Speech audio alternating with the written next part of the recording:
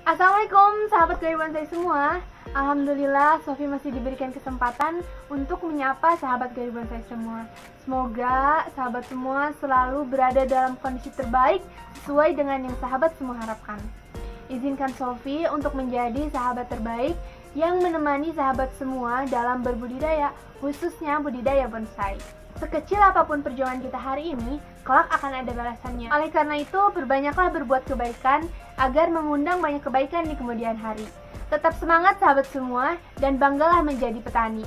Karena petani itu, kesabarannya teruji, ketangguhannya terbukti. Itulah petani.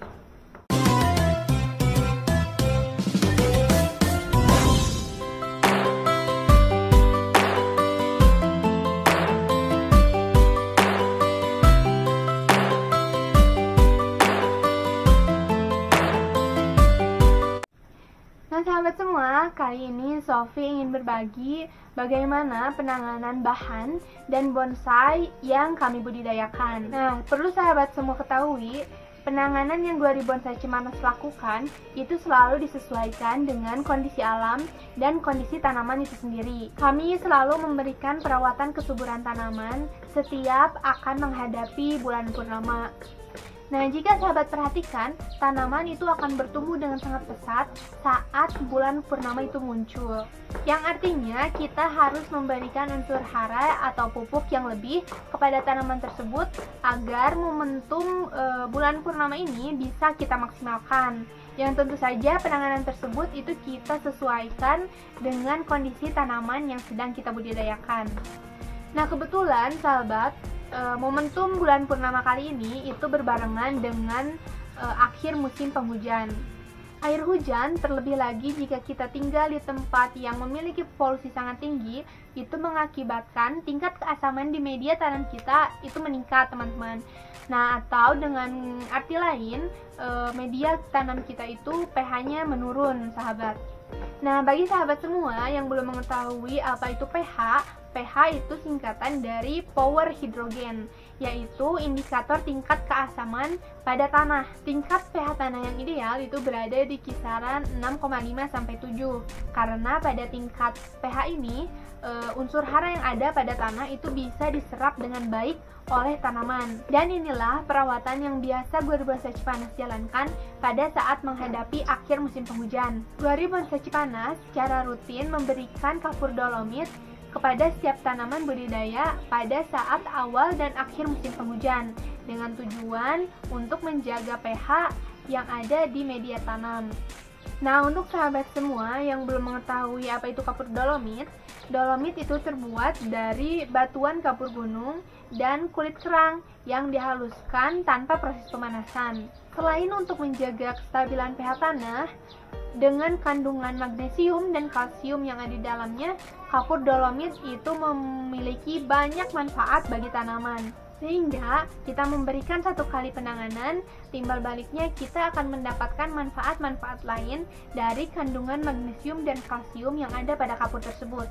Dan inilah beberapa manfaat yang terkandung pada kapur dolomit untuk tanaman kita. Yang pertama, kapur dolomit itu dapat meningkatkan pH tanah. pH tanah ini merupakan indikator yang mengukur tingkat keasaman pada tanah.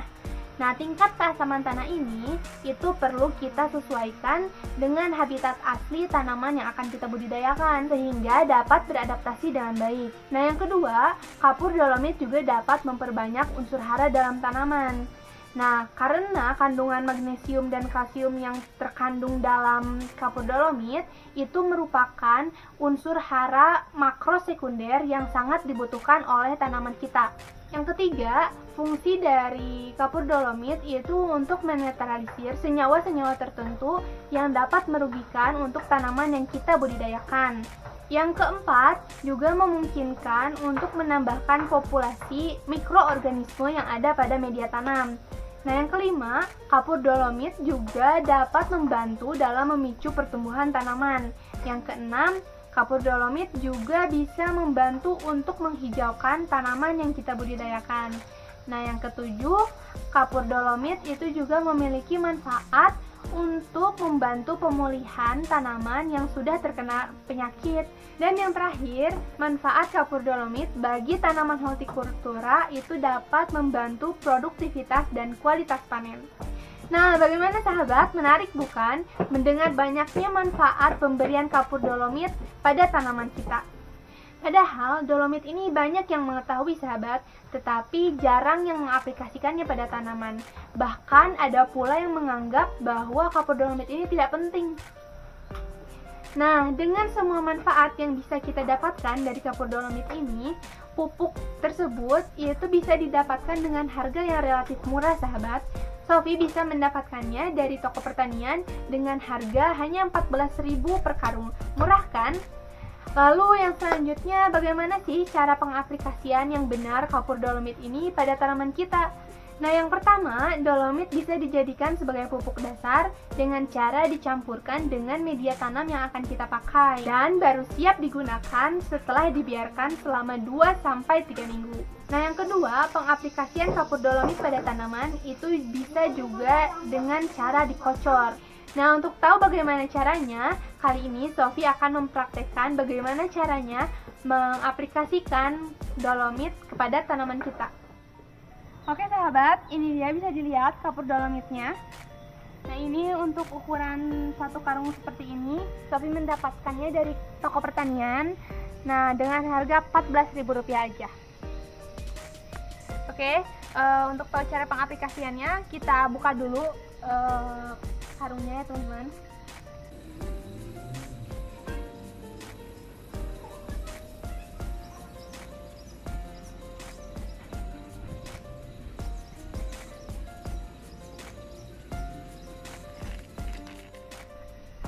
Oke teman-teman, ini Sofi udah selesai ngebuka kapur dolomitnya, karungnya.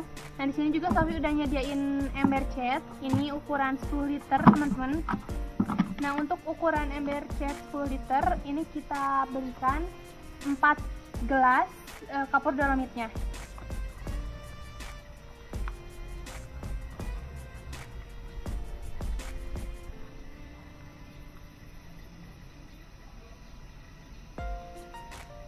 Ini 1 gelas penuh ya teman-teman.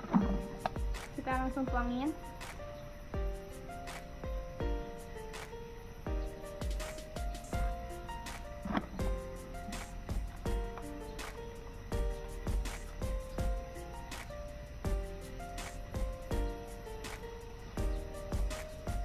Nah, ini untuk pengaplikasian kapur dolomit dengan cara dikocor ya teman-teman.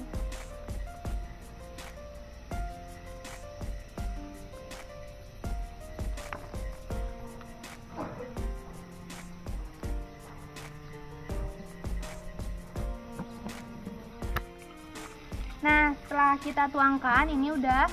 Nah, terus kita isi 1/4 ember oleh air tentu saja teman-teman.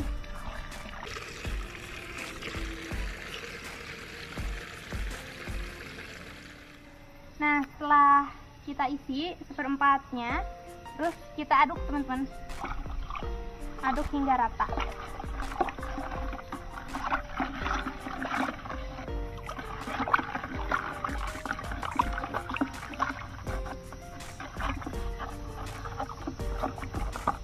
Nah, dalam proses mengaduk ini itu memakan waktu agak lama teman-teman, karena kapur dolomitnya itu cenderung sulit larut di airnya, jadi membutuhkan sedikit waktu lebih lama. Nah, oke sahabat semua, ini sudah selesai mengaduk kapur dolomit dengan airnya.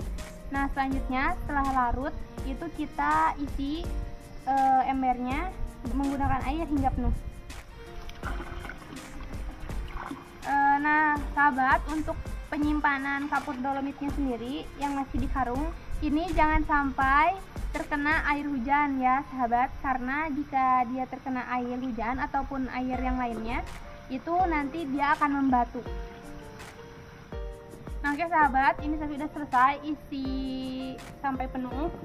Nah, selanjutnya kita aduk lagi sebentar untuk meratakan kapurnya. Oke sahabat semua, kali ini Sofi akan mengaplikasikan mengaplikasikannya pada bonsai yang udah jadi. Nah, sebelum pengaplikasiannya, jangan lupa untuk mengaduknya dulu ya teman-teman.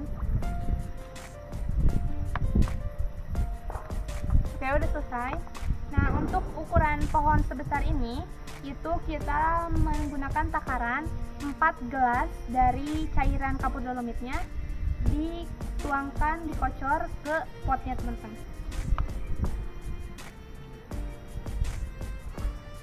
Kita kocor secara merata ke seluruh bagian potnya.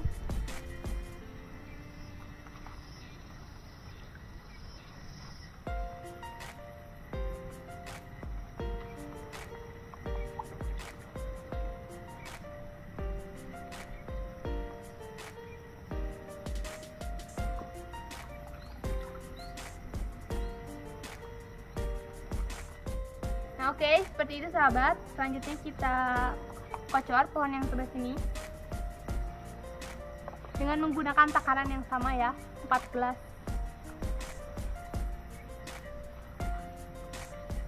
Dikocor secara merata ke seluruh bagian pot.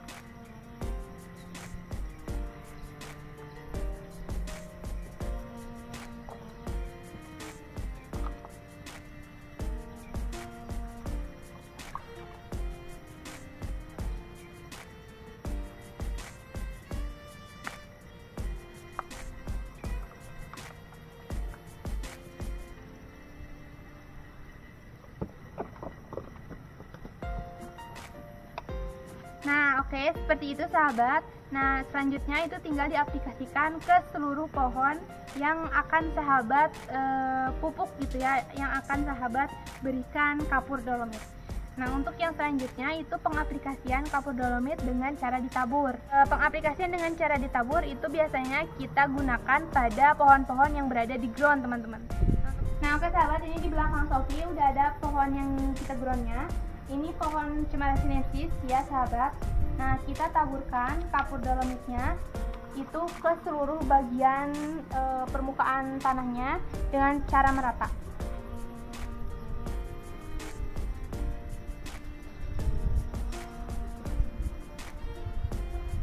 Seperti ini saja ya sahabat.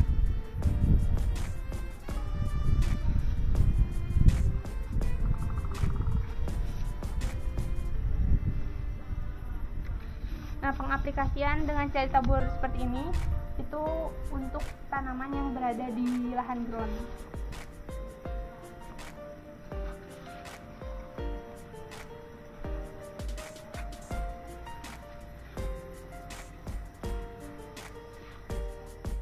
Nah, oke sahabat, ini udah selesai. Sofi taburin kapur dolomitnya. Nah, pengaplikasian seperti ini itu bisa sahabat lakukan ke tanaman yang sahabat budidayakan di lahan ground. Oke sahabat, sekian untuk video kali ini membahas tentang kapur dolomit. Semoga video kali ini bisa bermanfaat dan menambah pengetahuan untuk sahabat semua. Mari budayakan berbudidaya. Wassalamualaikum warahmatullahi wabarakatuh. Salam lestari.